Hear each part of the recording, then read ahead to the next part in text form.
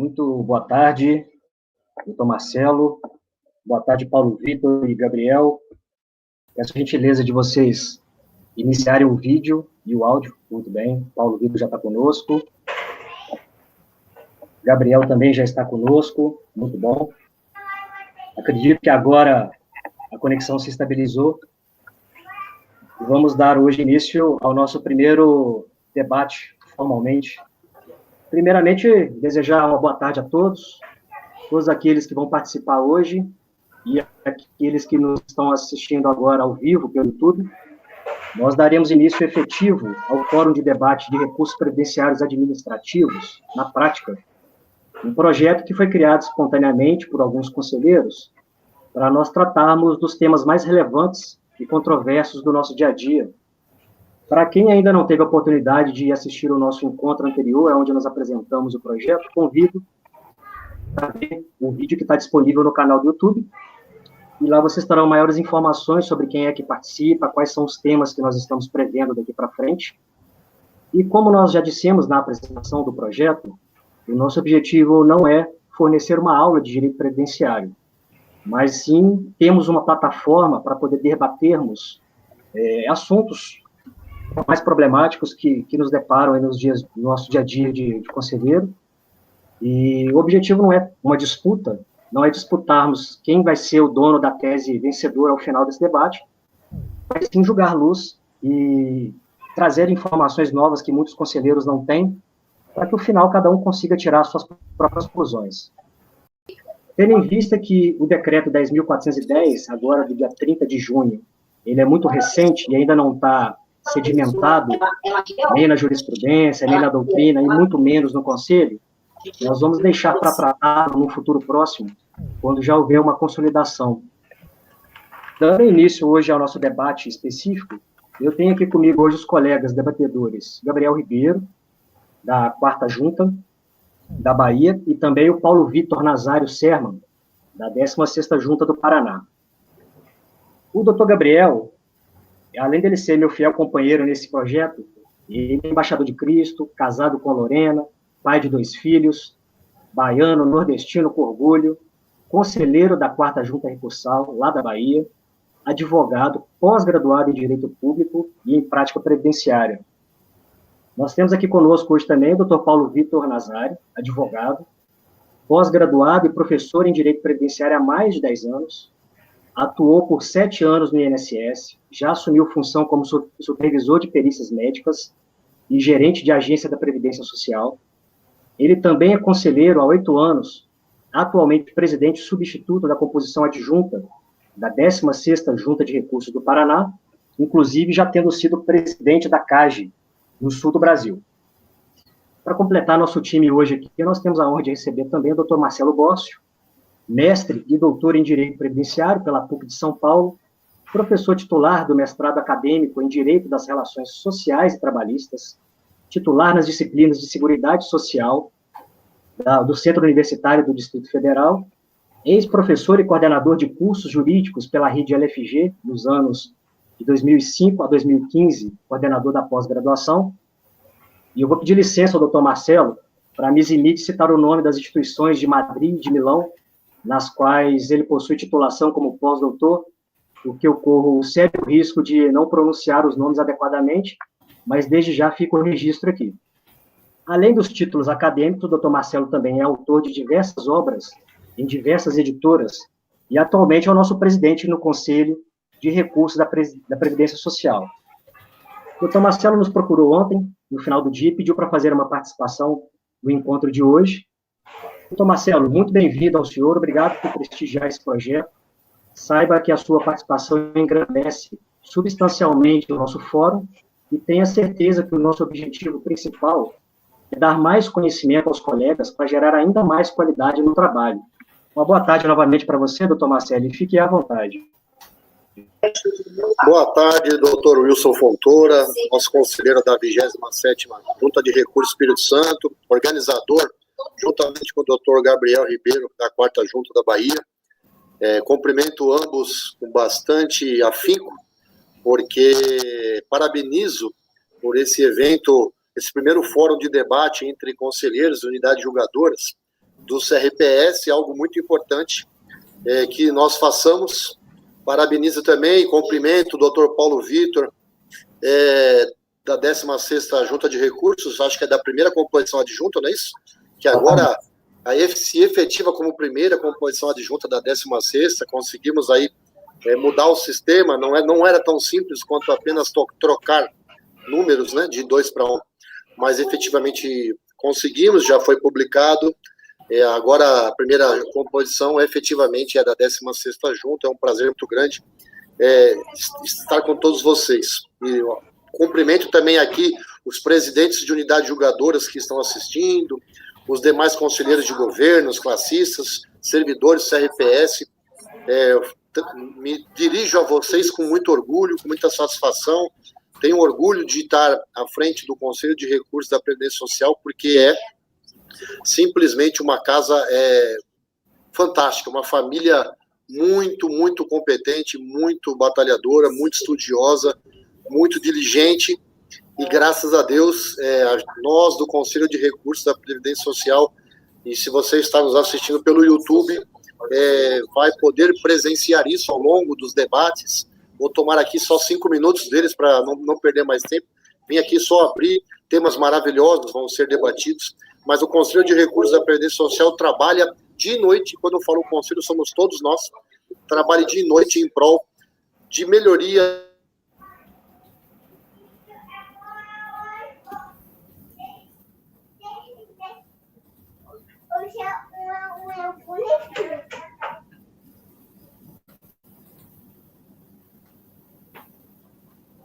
Doutor Marcelo, acredito que você esteja tendo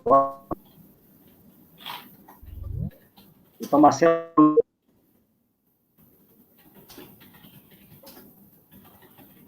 acho que ele vai entrar novamente aqui na sala.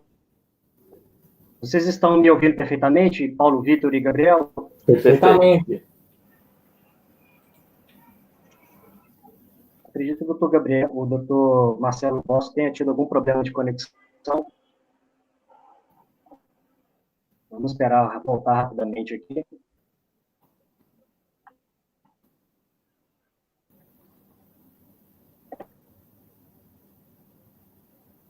Eu acredito que o doutor Marcelo está com certo.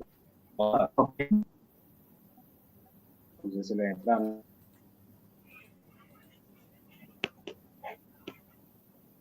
Deixa eu ver se eu consigo falar com ele aqui.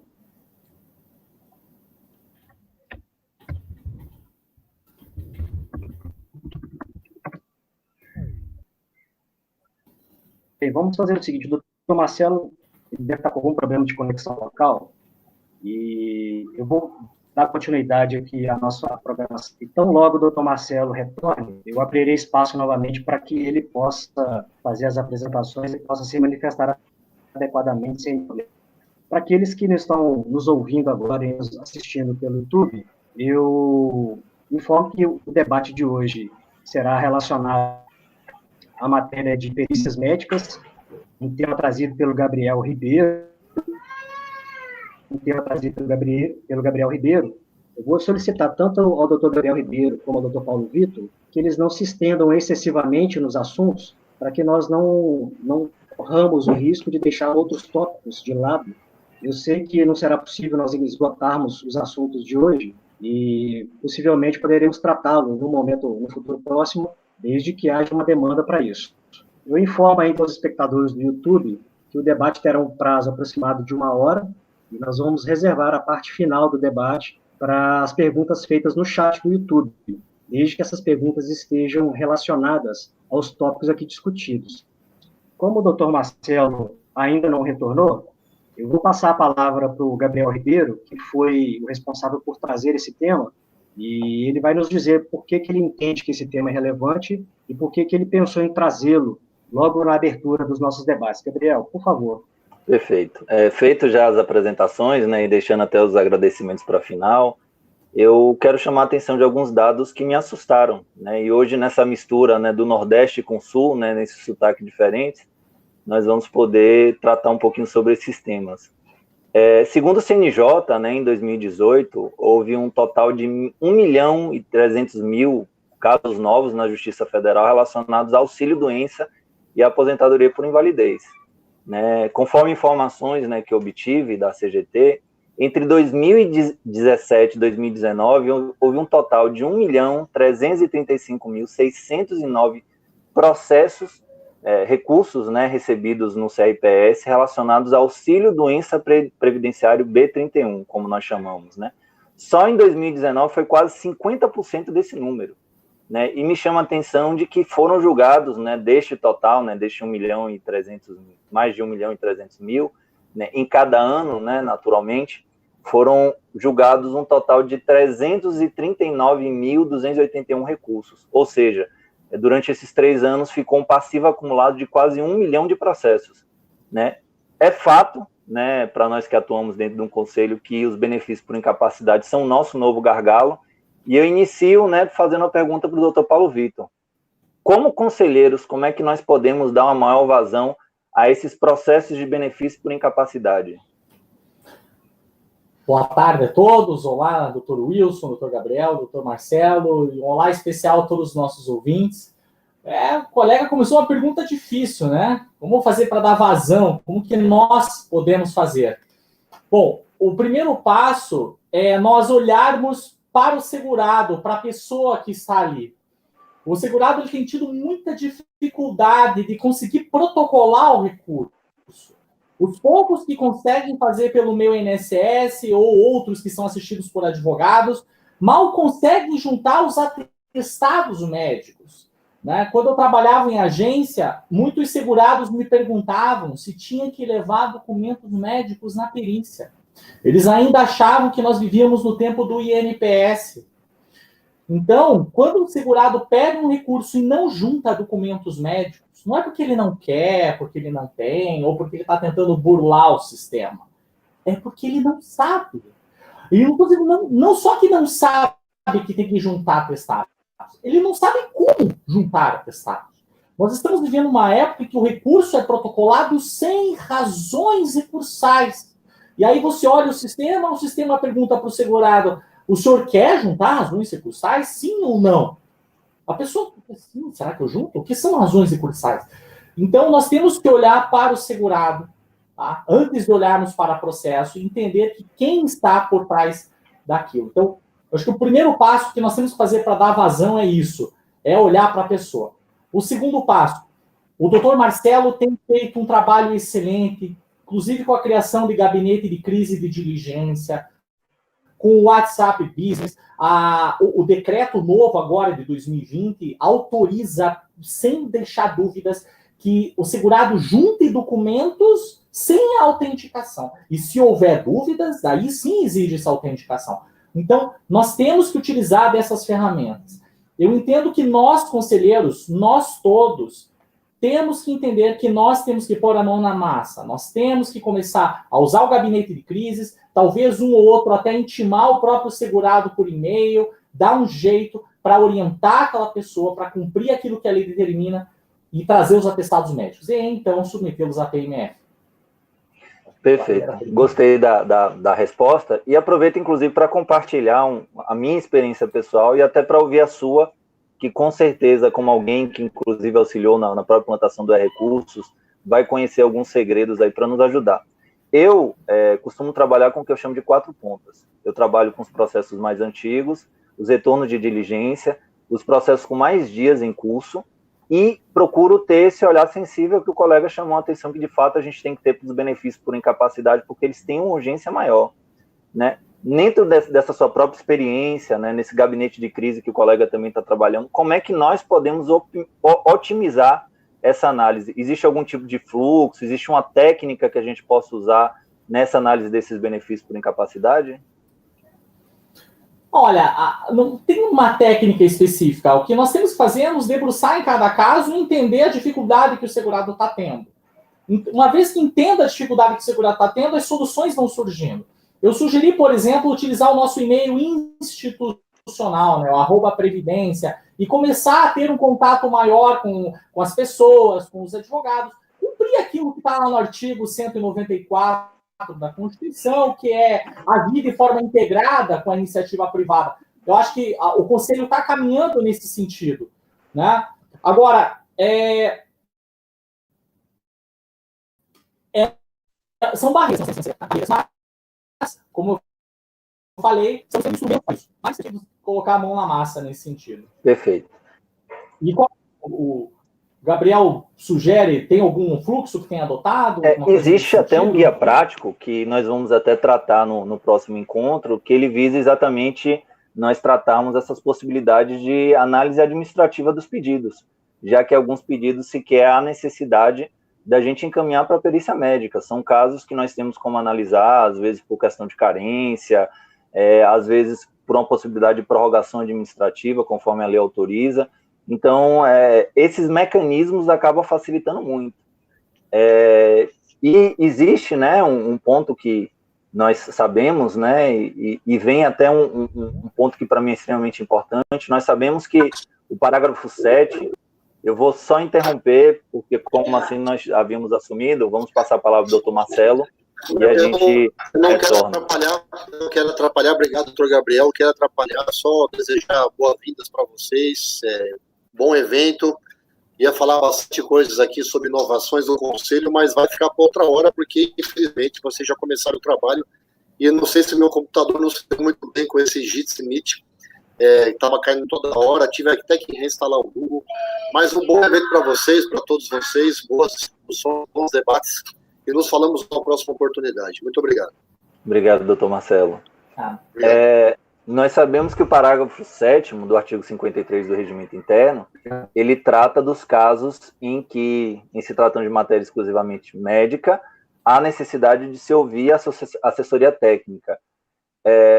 Por que seria importante, quando desse encaminhamento se apresentar quesitos, em não havendo documentos médicos, nós devemos oportunizar a juntada, como inclusive até o colega já mencionou, né, e trouxe inclusive a possibilidade de encaminhar por e-mail ou por outras formas. Há realmente que se oportunizar essa apresentação desses documentos? Doutor Gabriel, a lei, lá no artigo 59, ela fala que o auxílio-doença, agora, auxílio-incapacidade temporária, ele é para o trabalhador que está incapacitado para o trabalho, tá? Ou atividades habituais por mais 15 dias. Então, o que nós precisamos da perícia médica federal é a avaliação quanto à incapacidade para o trabalho. Então, não é uma incapacidade civil, não é uma incapacidade qualquer, é para o trabalho. Então, quando nós precisamos da perícia médica, é para focar esse elemento do tipo legal.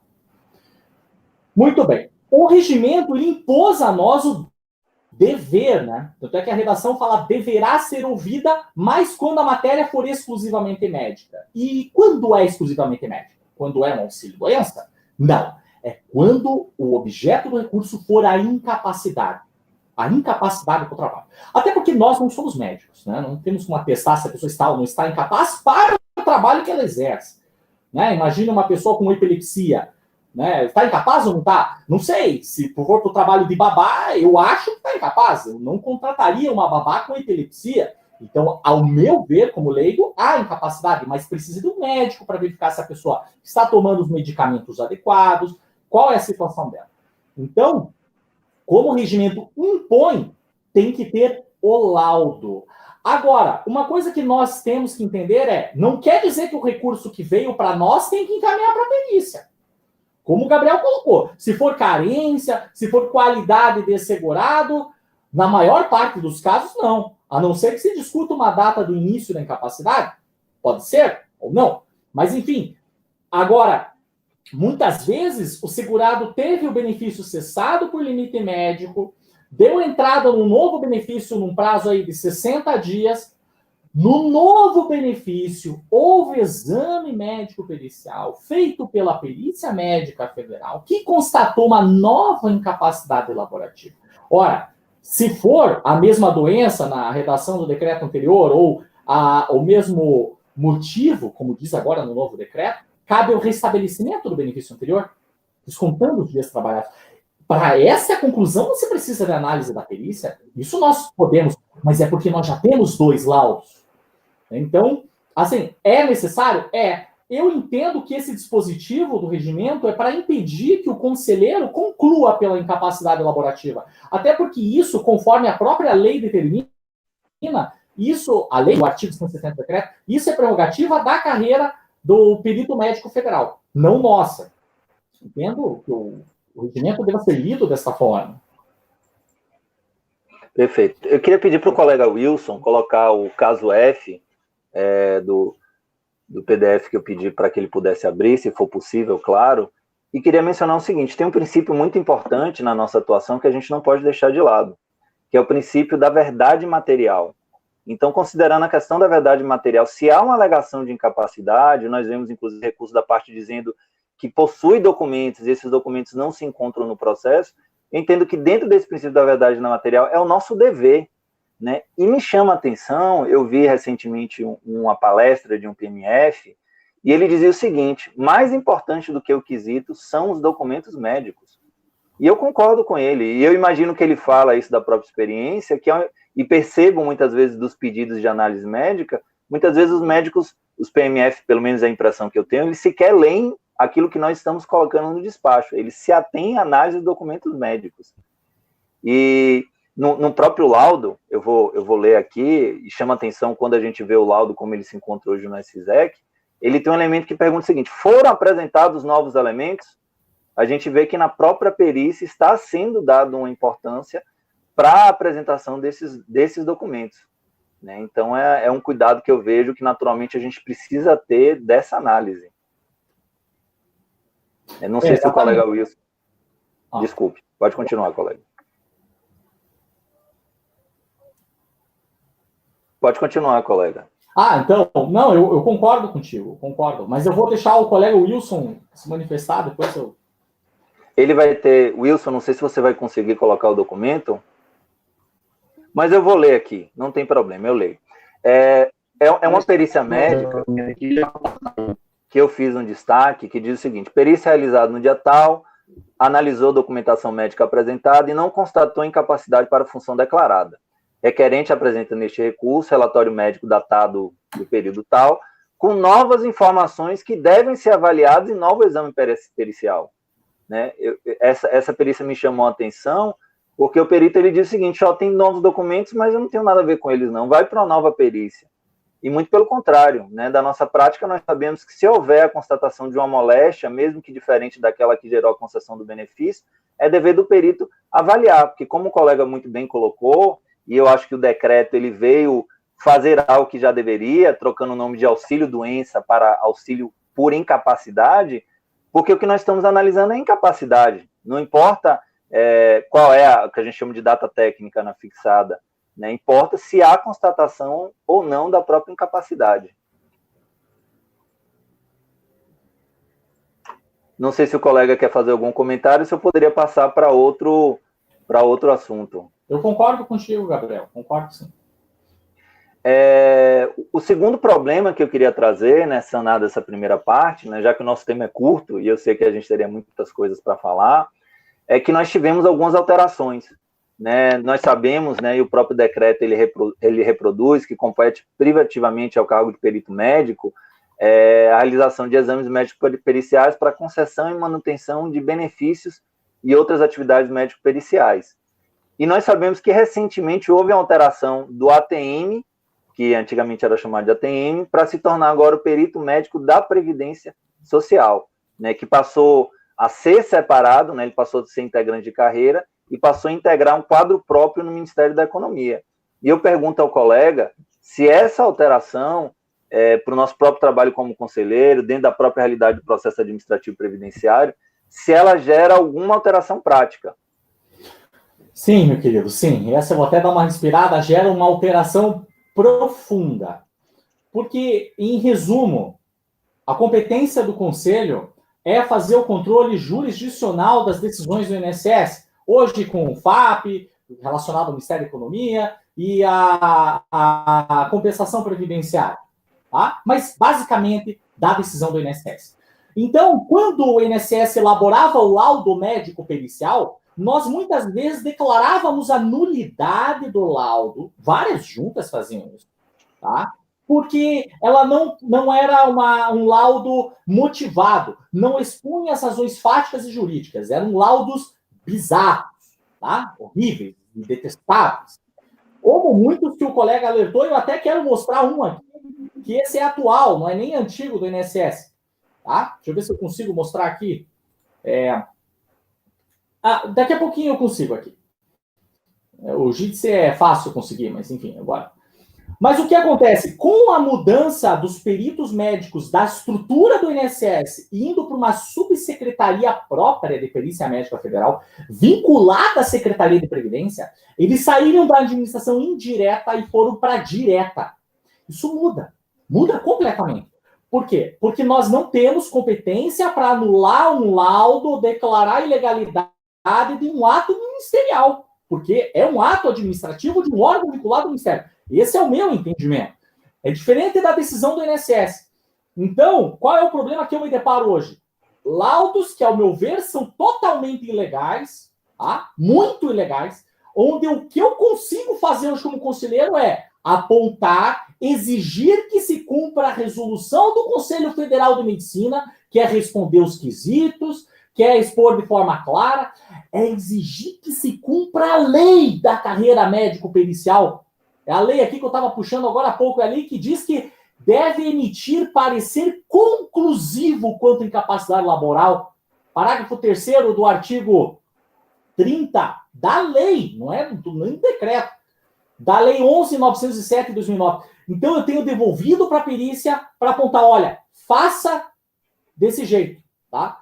Mas eu não posso mais declarar nulidade. Houve uma época em que nós até invertíamos o ônus da prova, né? Se a perícia não desse um laudo de fato, de acordo com a lei, declarávamos a nulidade com fulcro no artigo 50 da lei 9784 e o atestado médico do segurado valia como atestado de incapacidade.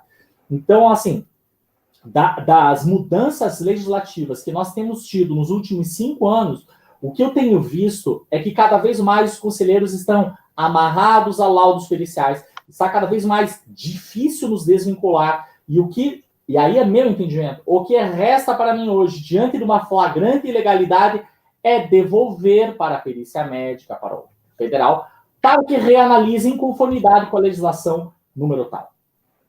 Perfeito.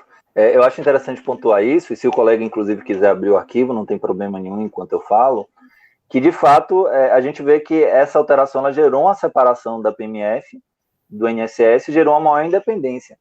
E eu me lembrava hoje, quando me preparava para o debate, de uma fala de um colega, nosso conselheiro também, que ele e eu traduzo, né, segundo as minhas palavras, que ele diz o seguinte, que nós não podemos ver o INSS como nosso amigo, e que nós deveríamos, quando encaminharmos esse despacho, sermos mais amigáveis, sermos mais razoáveis, né, nessa documentação. E, de fato, eu penso que quando nós formos mandar, nós temos que tomar cuidado com a palavra que nós usamos, porque o PMF ele não é o nosso inimigo. E o nosso interesse é ter um olhar para o segurado. Então, até da mesma forma que nós encaminhamos, nós temos que tomar um cuidado. Esse mandava dizendo, cumpra no prazo de 30 dias, conforme determina a legislação. E depois ele passou a dizer assim, reconheço as dificuldades, reconheço as questões, peço que tenha um olhar para o segurado, e ele viu uma maior efetividade nessa própria questão. E eu penso que nós, como conselheiros, precisamos nos atentar a isso também. Eu tenho visto de algumas perícias, e eu pretendo até, se for possível, trazer algum caso, que, às vezes, o perito ele não olha as informações no CNIS. Então, ele diz, não tem um objeto, mas, na verdade, tem um objeto, porque houve um período, mesmo que com a concessão de um benefício posterior, que o segurado ficou sem a concessão do benefício. Concordo contigo, Gabriel, concordo. Eu coloco aqui o laudo. Esse laudo eu só alterei ali o número, né, para não identificar o processo nem a pessoa, mas é exatamente isso que diz, atividade informada, costureira, não existe incapacidade, não é incapacidade. Pô, o que é isso? A pessoa nem se dignou a analisar o laudo anterior, porque o perito ele tem que buscar eventuais equívocos cometidos por outros peritos, ele tem que analisar os documentos juntados, ele precisa entender que a pessoa que está ali uma pessoa que não sabe qual direito ela tem. Ela não sabe. E conforme a resolução, e eu gosto de citar a norma pelo princípio da legalidade, conforme a resolução... Deixa eu... Minha câmera aqui voltar. Opa, vocês estão me vendo? Acho que voltou ao contrário a câmera. Então, tá. Conforme a resolução 63 do Conselho Federal de Medicina de 2018, conforme a resolução 2056 de 2013 é uma resolução muito boa que os conselheiros precisam ler, tá? Precisam estar atentos. Conforme essa resolução, lá explica o que deve constar no laudo. E lá no artigo 50, ele fala que todo laudo precisa ter a chamada anamnese. E o que é a anamnese? A anamnese é a conversa que o médico tem que ter com o paciente para tentar perquirir, para descobrir qual é o problema que tem na saúde daquela pessoa. Então, isso nós temos visto que o INSS comumente, ele não costuma fazer isso, nem na agência ele fazia isso. Eu era supervisor da perícia, a pessoa saía da perícia, poxa, mas o doutor nem perguntou o que eu tenho. Isso acontece. Quando o segurado diz isso, ele está falando a verdade, porque é uma prática generalizada. Tá? Então, assim, ele tem que fazer descobrir qual é o problema de saúde do segurado, relacionar a incapacidade que o segurado tem com a atividade que ele exerce, isso tudo tem que constar no laudo. E enquanto não constar, e eu sou chato, e eu acho que os conselheiros também têm que ser, devolve para a perícia médica de forma educada, olhe conformidade com o artigo 170 do decreto, é só o médico que pode dar o parecer, a resolução do Conselho Federal de Medicina diz que deve ter a conversa, diz que deve ter o documento médico, enfim, deve se pronunciar a respeito, então faz. Só que, lógico, a gente sabe que alguns peritos estão devolvendo, tem algumas colegas, eu ainda não tive essa sorte, ou esse azar, mas alguns colegas hoje ainda estavam conversando, sabe que o perito devolveu, mantendo o mesmo laudo. Então, quer dizer, tem que haver uma forma de controlar esse tipo de prática. Né? Mas esperamos que em breve, como tudo isso é novo, nós tenhamos uma forma mais eficaz aí de exigir um serviço público mais digno para o cidadão. Perfeito. Eu aproveito, inclusive, o comentário do colega para informar que o próprio doutor Marcelo Bócio já designou a doutora Cristiane Santana, presidente da 20ª Junta, para preparar um dossiê. Ela disponibilizou um drive para que a gente possa estar colocando esses laudos, para que possam ser analisados, e vai ser aberto um diálogo diretamente com o PMF para se tratar essas próprias questões. Né? E eu uso na minha prática o inciso 4 do artigo 16 do nosso regimento, nos autoriza a solicitar a qualquer tempo pronunciamento técnico da assessoria médica ou jurídica, visando obter suicídios para formar o seu convencimento. Então, eu sempre penso o seguinte, estou na dúvida, não entendi, eu mando de novo. E assim, eu queria até pedir para o colega Wilson, se puder, trazer o caso B e C do documento que eu mandei, pediria até que, se possível, ele colocasse um zoom. E aproveito para falar o seguinte, nós temos que estar atentos aos princípios, porque nós precisamos saber que o próprio artigo 56, ele flexibiliza, né, esses documentos. Ele diz o seguinte, os relatórios periciais poderão variar em função da natureza e das peculiaridades da perícia. Entretanto, sempre que possível, deverá ser observado o roteiro abaixo indicado. Então, é importante dizer o seguinte, não, eu preciso que você me diga o mínimo suficiente para eu ter convicção na minha decisão, porque se eu não tiver convicção, eu não tenho como julgar. Mas a gente também precisa entender que o próprio Conselho, ele flexibiliza essa análise. Eu trouxe esses dois casos, que eles são interessantes. Esse documento? Isso, exatamente. Eles são dois casos que ele fala a ausência de pedido de prorrogação perde o direito. O perito, na consideração dele, diz o seguinte, recurso incabível, já que não houve indeferimento pela perícia médica. Esse segundo caso, ele é mais interessante. Por quê? Porque nesse segundo caso, ele é uma resposta de uma reanálise.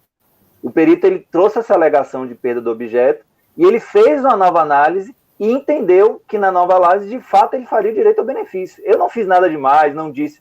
Eu usei, né, tentei ser o mais suave possível nas minhas palavras, e disse o seguinte, olha, colega, entendo que juridicamente não há perda do direito, há que ser analisado. E ele respondeu favoravelmente. No terceiro caso, não sei se vai conseguir passar, ele diz exatamente o seguinte, perda do objeto do recurso. Segurada deu nova entrada, sendo concedido benefício pela mesma doença. E eu acho que nesses casos a gente tem que dizer o seguinte, olha, realmente ele deu entrada no benefício, mas teve um período que ele ficou sem receber, né, para que o perito ele possa analisar esses casos. Não sei se o colega quer essa. Não, eu gostaria sim de manifestar. Isso assim, existe o servidor, muitas vezes, ele esquece qual a sua competência. A competência da perícia médica é elaborar laudo, se pronunciar sobre incapacidade, dentre os outros que estão definidos na lei, a competência deles. Competência de conhecer recurso, deixar de conhecer, isso é do Conselho de Recursos. Então, o que eu costumo fazer quando eu me deparo com laudos desse tipo?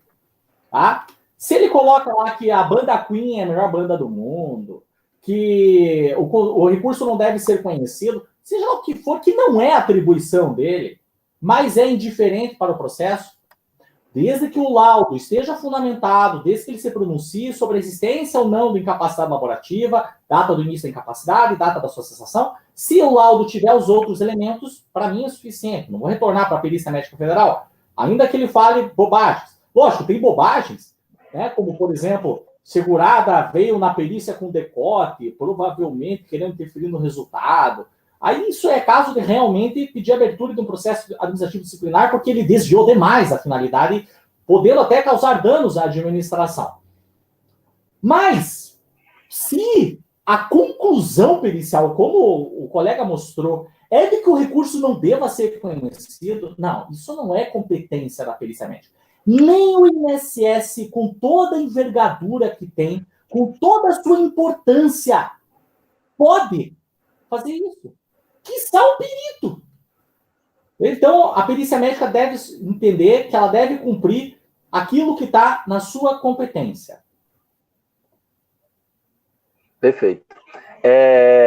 Já quase chegando no final, que nós já estamos no horário aqui para ouvirmos as perguntas, e tenho certeza que haverão muitas perguntas, eu vou trazer uma história, e até para fazer uma pergunta dentro dessa história.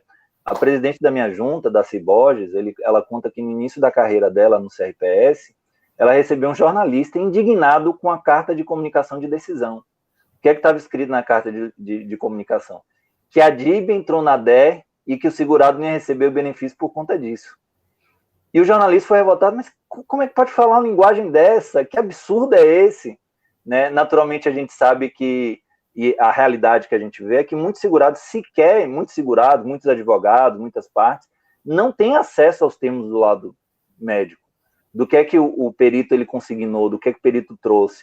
Então, eu entendo que nós, na nossa atuação, nós precisamos ter um padrão, e eu, naturalmente, na minha prática, sempre procuro mencionar nas minhas decisões o que é que o perito ele colocou, porque eu sempre digo o seguinte, não é uma questão de ganhar ou perder, né, da minha própria experiência prática, eu vejo que o que o segurado quer é dignidade. Ele quer se sentir respeitado. Então, se nós, como conselheiros, conseguimos ajudar disso, né, eu defendo até que haja um fluxo em que, obrigatoriamente, os laudos periciais sejam juntados no processo, né, já que esse processo ele é individualizado, hoje ele não tem acesso às outras partes, mas mesmo que não haja isso, eu entendo que na nossa atuação a gente precisa dar essa dignidade ao segurado. E aí eu aproveito agora para trazer, nós sabemos que houve uma orientação interna, né, da OI SPREV CEPERT de número 4 de 2019, que no parágrafo 1º do artigo 5º veda a solicitação de realização de perícia médica presencial pelo CRPS. Né, e diante disso eu pergunto ao colega, né, de fato, só o perito ele pode decidir quanto à possibilidade de perícia médica presencial? Existiria alguma situação que o conselheiro poderia ter autonomia? Pois é, infelizmente a norma, nesse ponto, ela coloca como atribuição, né, exclusiva da Perícia Médica Federal. É com muita tristeza que existe essa norma. Mas, eu vou dar a minha opinião aqui, pessoal. Eu já só dou a minha opinião, que é pequeno, mas enfim. Felizmente, existe a lei que determina que nós devamos prestar um serviço público para o segurado, reconhecer direitos, pagar benefícios, essas coisas, prestações. Mas sempre existem normas que tentam nos impedir de fazer isso.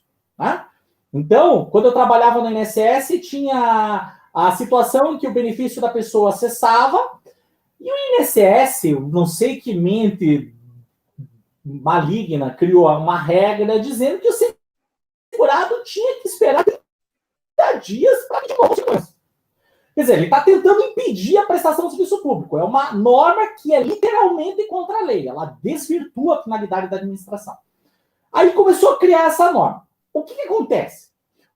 Os servidores, muitos servidores do INSS, criavam jeitinhos, olha que bom, para fazer cumprir a lei.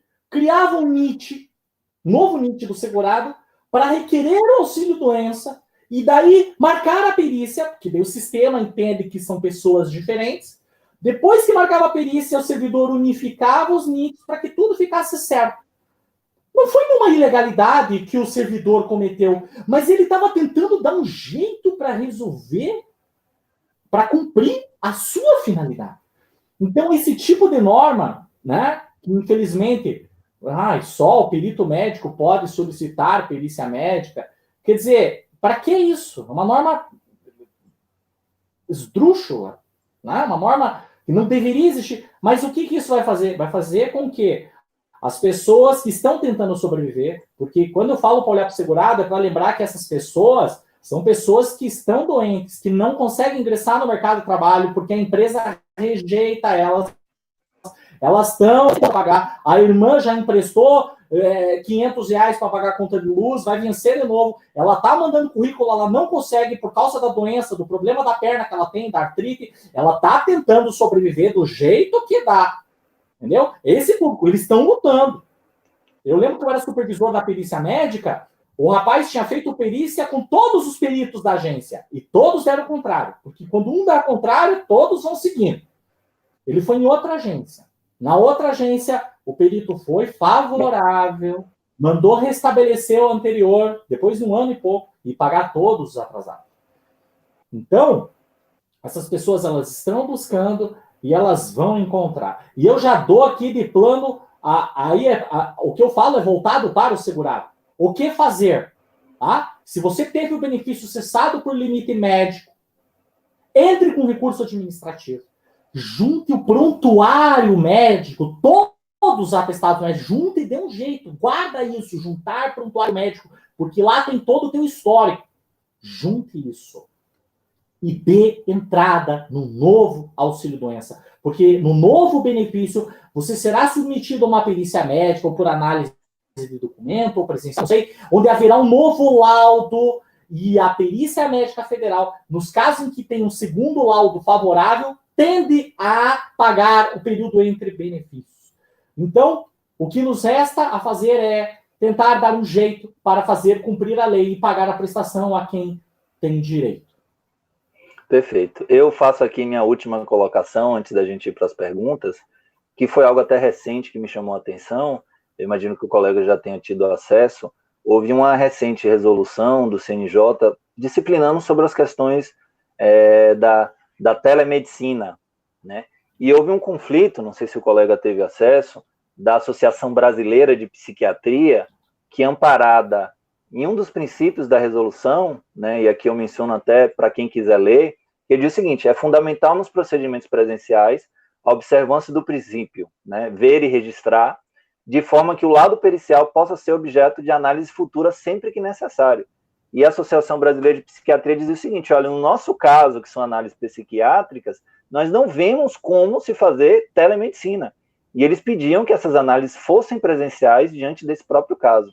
E eu pergunto até o que o colega acha desse posicionamento, dessa movimentação, né? Ao que me parece, está havendo um teste e possivelmente, eu imagino que haja até um governo de se transformar essa perícia que antes era presencial em uma perícia que seja remota. Como é que o colega pensa, né, sobre essa questão?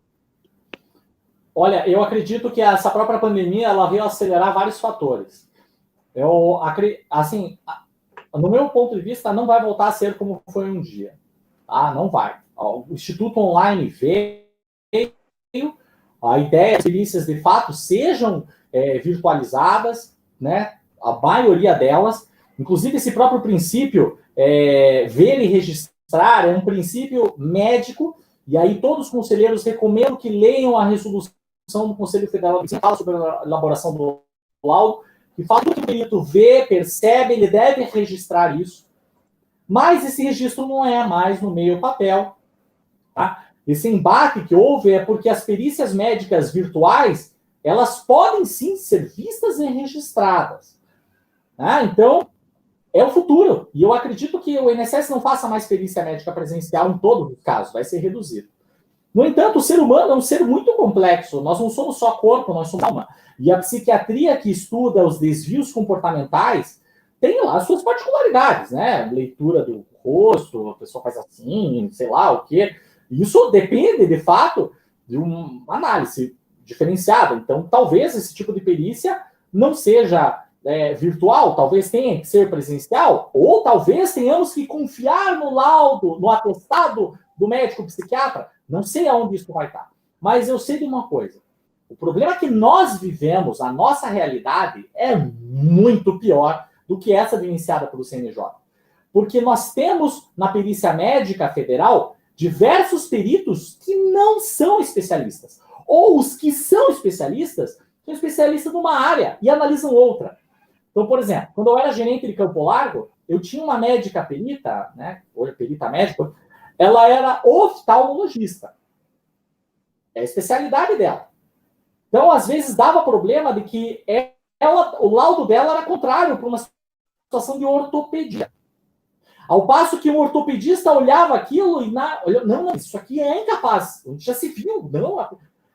Então, nós estamos vivenciando esse problema, onde o próprio médico que está lá. E, se eu não me engano, o último concurso não exigia nenhuma especialidade. Bastava ter a formação em medicina, que já é difícil, não desmerecendo, né?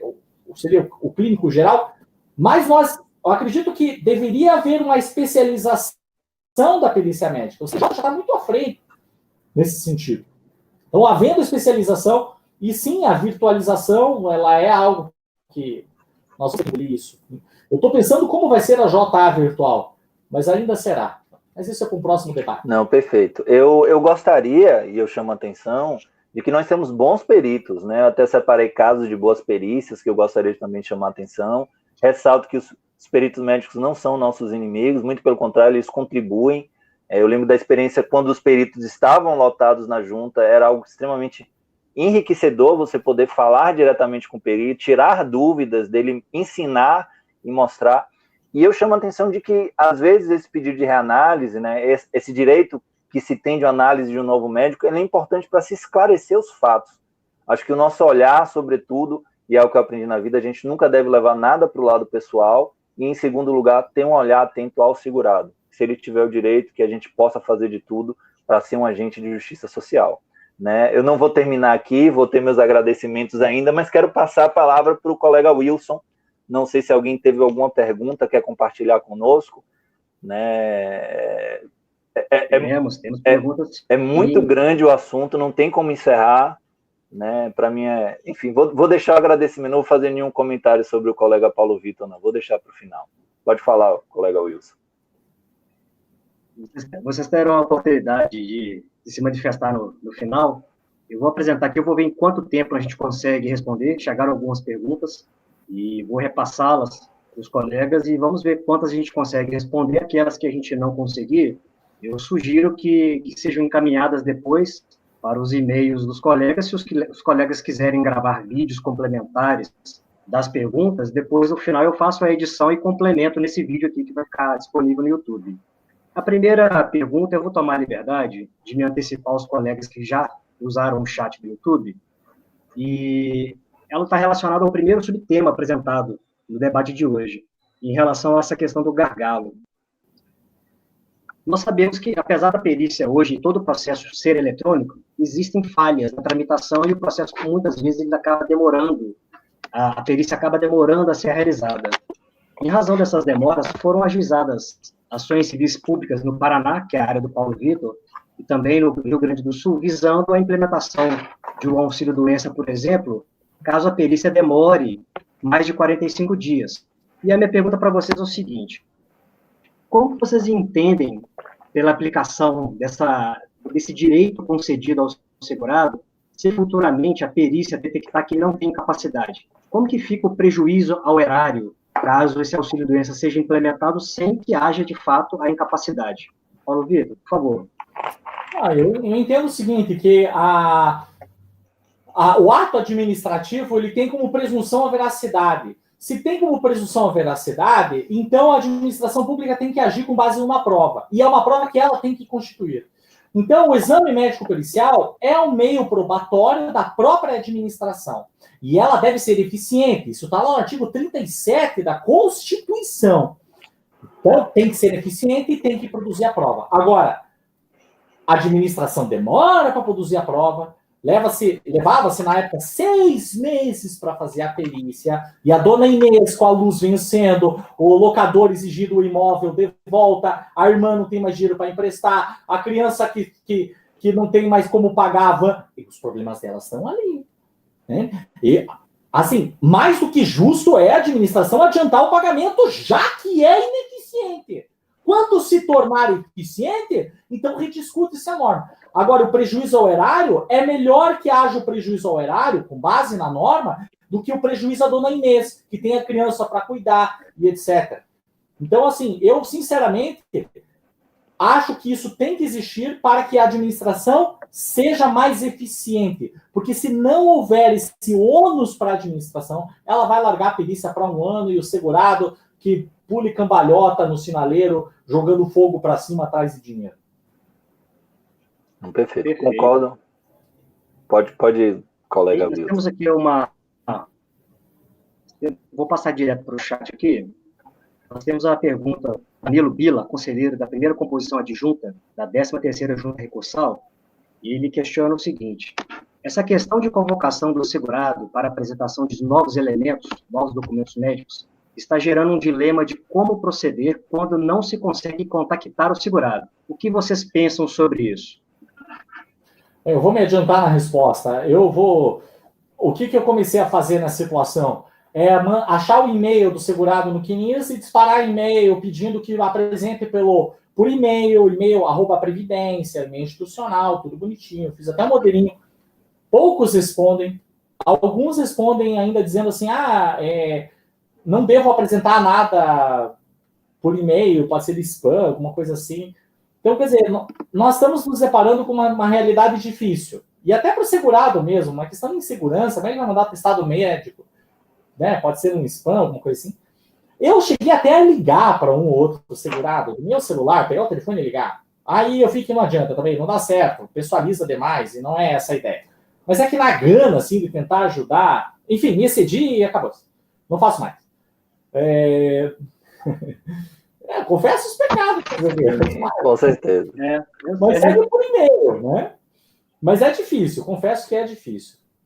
Pela própria cultura, o segurado, ele Mas quer... até para compartilhar minha experiência apenas para compartilhar minha experiência com o Paulo Vitor, logo que a pandemia se assolou perante a gente aqui, nós nos utilizamos muitas vezes de e-mails particulares para fazer contato com as partes. Às vezes as partes não são advogados, e eu fiz o contato, a pessoa pediu a oportunidade de fazer a sustentação oral, fez, e durante mais 3 semanas a minha caixa continuou recebendo e-mails com dúvidas, questionamentos. Infelizmente, eu não poderia sanar essas dúvidas porque foge do objeto e da competência do conselheiro. Mas, realmente, a gente cai nessa situação aí. Gabriel, quer fazer alguma complementação em relação a isso? Perfeito. Eu sou um aprendiz aqui, eu estou ouvindo e aprendendo. Nós temos mais uma pergunta aqui da Rose, que não se identificou, mas eu acredito que seja a Rose, lá de Juiz de Fora, da 9ª Junta, e ela questiona o seguinte: como proceder em casos de encaminhamento à PMF para análise acerca de isenção de carência ou da DII, e os pareceres retornam, aduzindo tratar-se de indeferimento administrativo? Então, eu vou me adiantar aqui. Olha, com relação à isenção de carência, assim, nós temos normas objetivas, tá? A Instrução Normativa 77 de 2015 do INSS, ela define sobre como que o perito tem que fixar a data do início da incapacidade, que é o evento gerador do auxílio doença, auxílio incapacidade. E fala que a fixação da DI e da DID tem que ser feito com base em critérios clínicos objetivos. Se você abrir IN, der lá o Ctrl F e colocar critérios clínicos objetivos, já vai cair nesse artigo. Então, nós temos que olhar se o laudo pericial de fato fixa as datas conforme critérios clínicos, prontuário, laudo, sei lá, atestado que o segurado juntou. Muito bem. Então, sim, é competência da perícia médica e sim é matéria exclusivamente médica. Tá? E na época que o laudo era feito pelo INSS, vários eu até cheguei a anular, dizendo o seguinte, que a DI tinha sido inventada pelo perito. Se você olhar assim, DI, DID, que aconteceu no dia 1/1 de 2016, 1/1 de 2010, isso é incapacidade inventada. É muito... não tem como uma doença começar no dia 1/1, quer dizer, muito azar da pessoa na virada de ano, né? Pô, surgiu aquela doença. Não. Você olha assim que, não, tá errado. Tá? Tem que ser anulado, né? Agora não anulado, mas tem que ser devolvido à Perícia Médica Federal para que fixe. Mesma coisa a isenção de carência.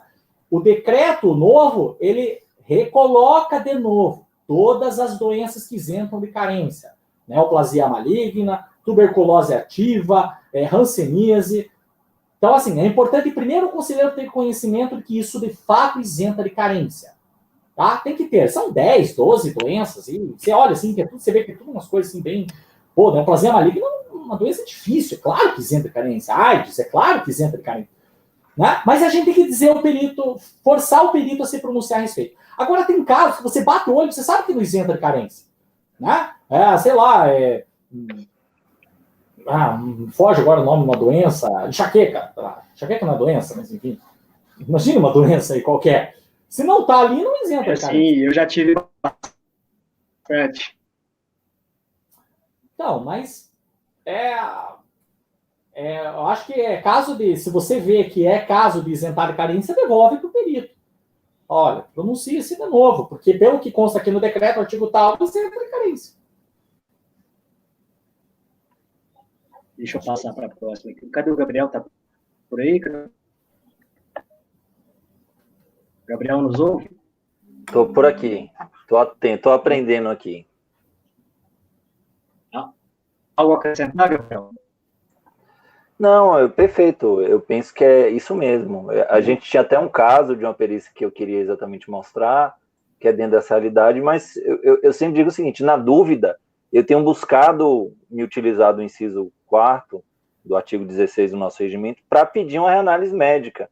E eu penso isso no segurado. Eu penso, poxa, podia ser, sei lá, minha mãe, podia ser alguém conhecido. Então, eu sempre tento e busco ter esse olhar sensível ao segurado, porque, de fato, ele precisa. Muito bom. Vou passar para mais uma aqui, que eu confesso que é uma dúvida que eu tive. Logo que esses REC, Rogério Api, ele não se identificou de qual junta, eu não o conheço, então não sei identificá-lo de onde é. Ele deseja uma boa tarde para todos. E por que os laudos médicos não são assinados pelo...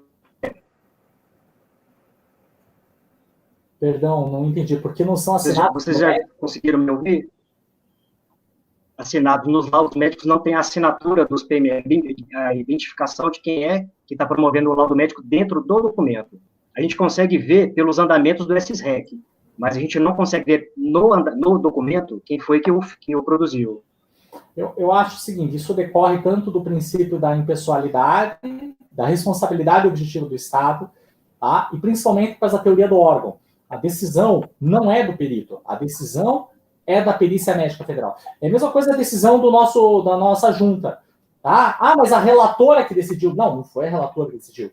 Foi a primeira composição da 16ª Junta de Recursos quem proferiu a decisão. Tá? É a mesma coisa no INSS, não foi o servidor Franciele, matrícula tal, que decidiu. Foi o Instituto Nacional de Seguro Social. Então, agora, eventual identificação do perito, ao meu ver, isso é para fins de apuração de responsabilidade administrativa, de algo que escreveu não deveria ter escrito, alguma penalidade. Do contrário, foi dado pela Perícia Médica Federal, o laudo médico pericial, não importa. Esse é o meu ponto de vista.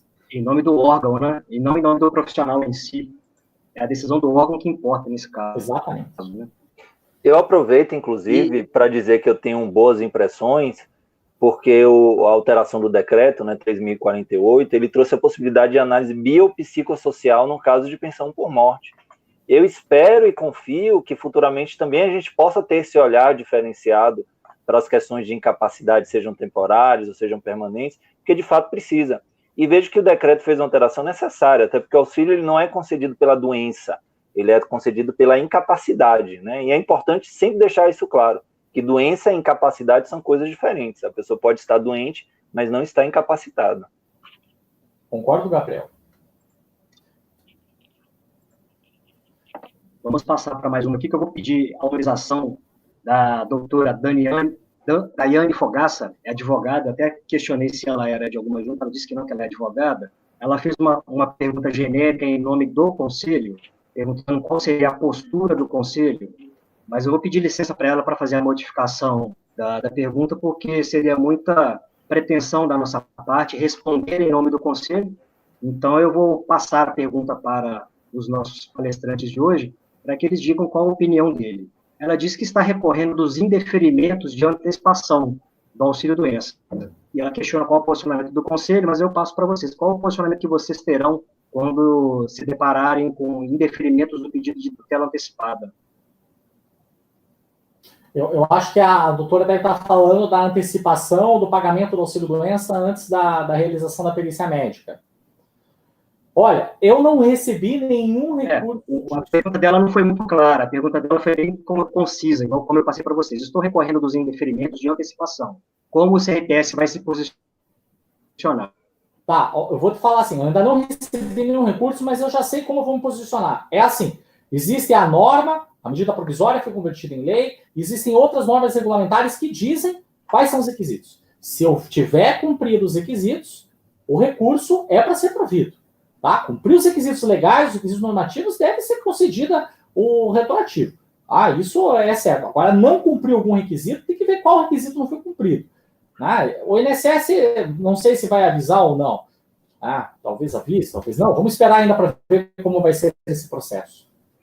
Eu, particularmente, inclusive, teve uma discussão no nosso grupo nacional, né, que é um grupo também não oficial, assim como esse debate também é não oficial, que foi suscitada essa questão. E eu verifiquei minha caixa e vi que já comecei a receber alguns processos nesse sentido.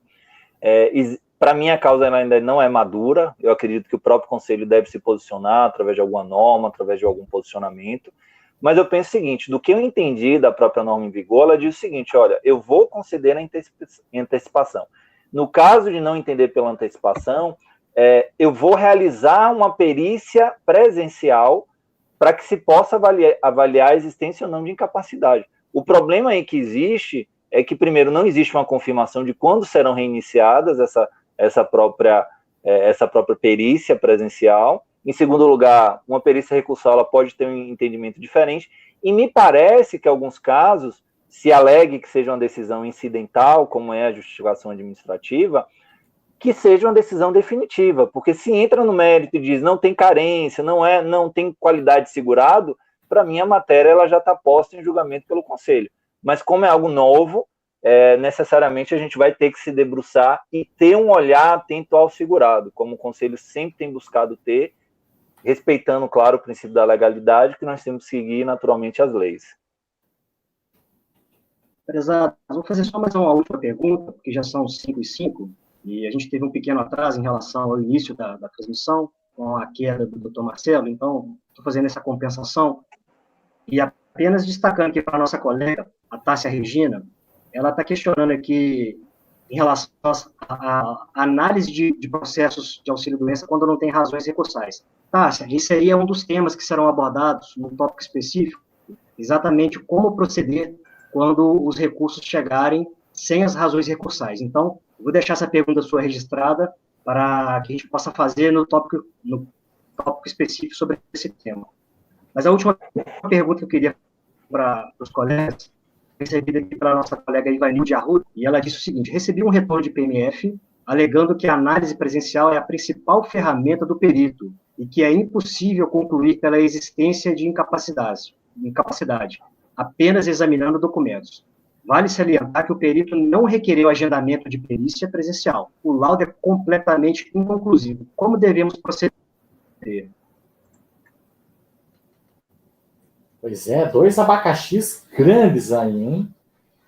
Pois é, vou começar então pelo outro abacaxi grande, mas não tão espinhoso assim, que é a primeira, com relação às razões recursais. Olha, estamos vivendo uma nova época, uma nova era, tá? Espero que o sistema se adeque para que o segurado seja, digamos, obrigado, entre aspas, a escrever as razões recursais. Não precisa juntar aquele papel assinado, acho que isso aí já é um exagero. Mas ele, pelo menos, escrever alguma coisa já é suficiente. Mas talvez, e aí é uma inovação, talvez só o ato dele ter protocolado já é a manifestação dele de recurso.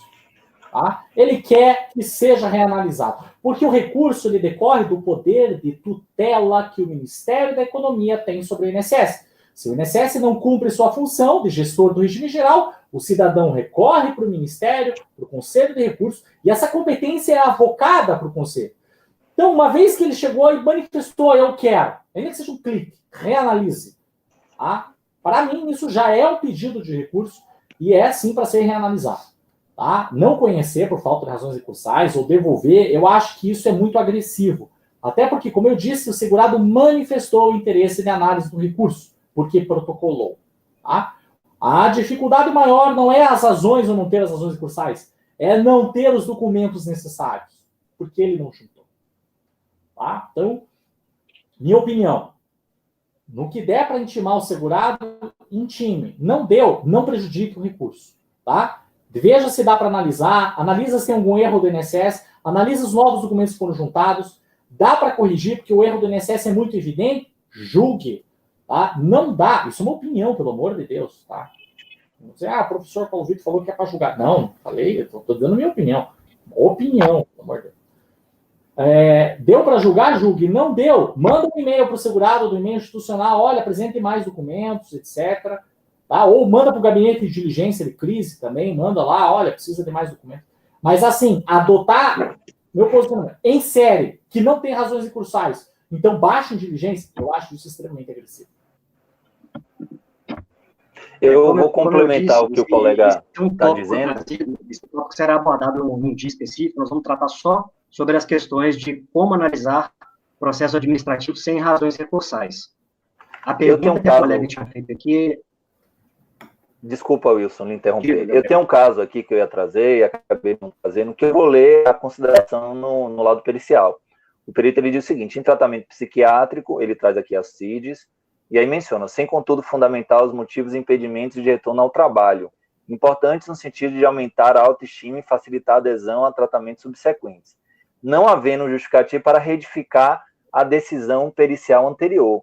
Só que ele chega a mencionar aqui no laudo, ele diz o seguinte: considerando que trata-se de PNRES com data de limitação das decisões periciais e que há possibilidade de as alterações evidenciadas em exame psíquico não sejam impeditivas para o exercício de função lateral, será acessado seu BI. Ou seja, ele não deixou claro, né, se seria um caso ou não, que é até aquela própria questão. A Associação Brasileira de Psiquiatria, ela defende que essas perícias elas sejam presenciais.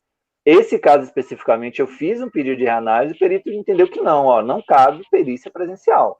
Entendo que naturalmente não houve a alteração, né, no quadro do segurado. Então, naturalmente, diante disso, a gente vai falar. Existe uma discussão, e eu não sei, até aproveito para perguntar isso para o colega Paulo Vitor, que algumas pessoas alegam que a orientação interna que disse que não cabe ao conselheiro, que existem algumas questões de portaria, de orientações internas, se teria ou não vinculação à atuação do conselheiro, mas me parece que sim, que nós estamos vinculados e que naturalmente essa matéria ela foi dada ao próprio perito, que nos cabe apenas pedir reanálise, pedir novos documentos para que possam ser apreciados, como inclusive já foi mencionado, não é isso, colega Paulo Vitor?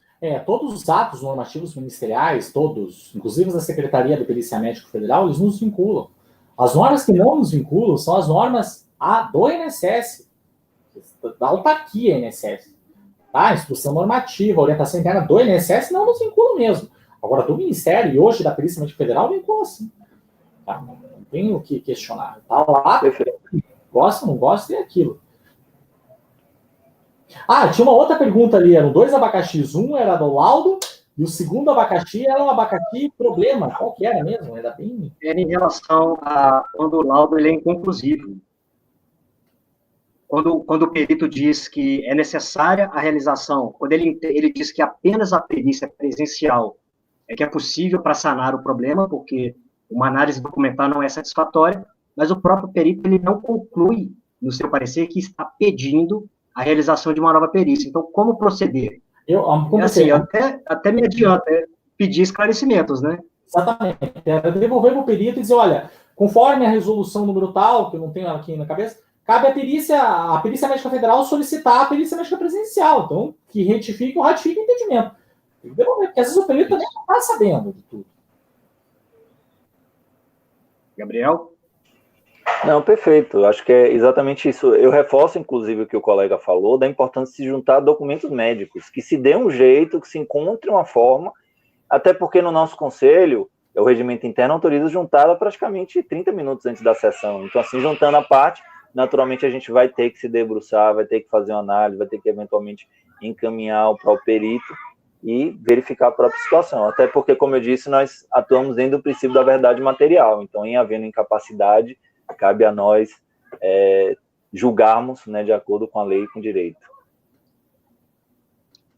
Meus colegas, existem algumas ponderações feitas ali que eu acho que até nós organizarmos e passarmos o tempo que será demandado será demasiadamente elevado. Então, já me direcionando para encerrar, eu deixo vocês à vontade para vocês fazerem as considerações, quiserem, sugestões, ideias, fiquem à vontade. Eu quero terminar fazendo um agradecimento ao colega Paulo Vitor, né? E chamo de colega porque, para mim, talvez é o título que mais nos aproxima. Ele é professor, é doutor, é especialista, mas colega é o que, de fato, nos une e fazem que nós possamos ser fortes, né, dentro do conselho, como conselheiros, na nossa atuação.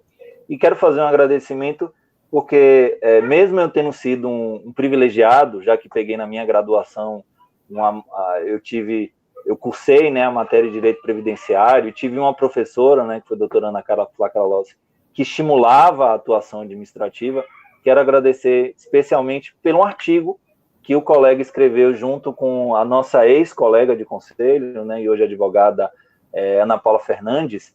Né, para quem não conhece, vale a pena pesquisar na internet, que é Controle de Legalidade e Participação Democrática da Sociedade na Administração Pública Previdenciária, né, e o título inicia exatamente falando Conselho de Recursos da Previdência Social, que de fato abriu os meus olhos e me fez não só conhecer mais sobre o Conselho, mas ter um olhar atento aos princípios.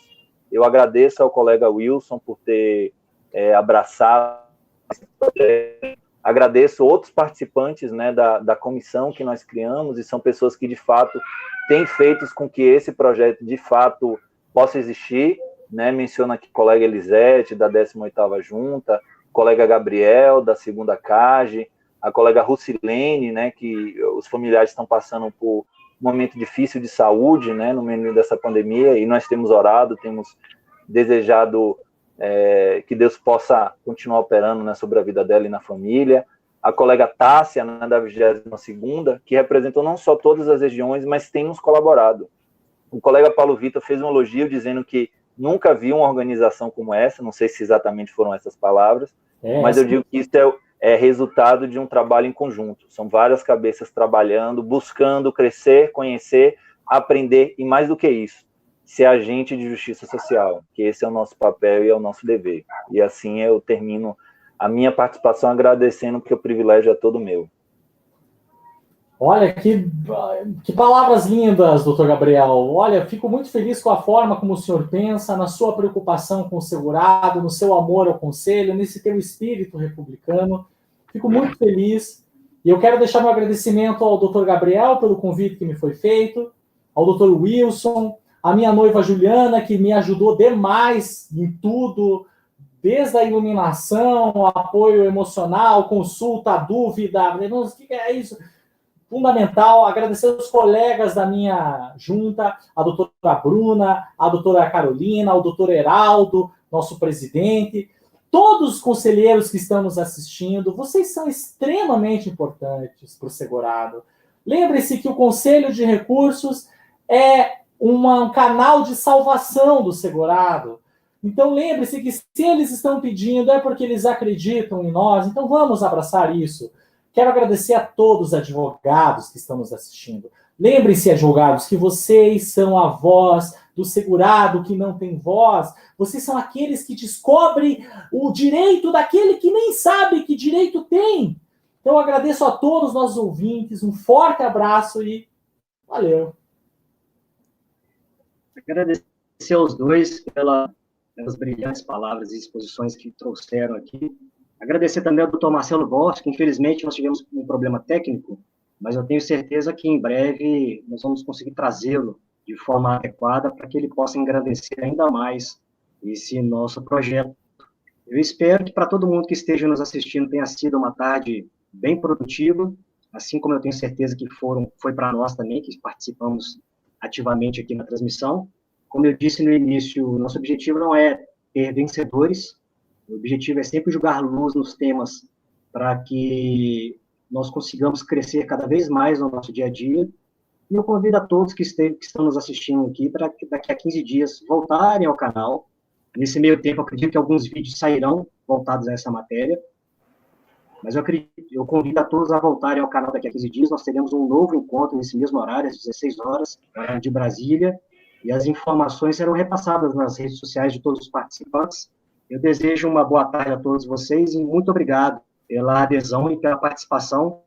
Gostei bastante. Tivemos alguns problemas técnicos aqui no início, mas como estamos no início da nossa jornada, certamente servirá como lição para nós e nós cresceremos. Esse é o nosso objetivo.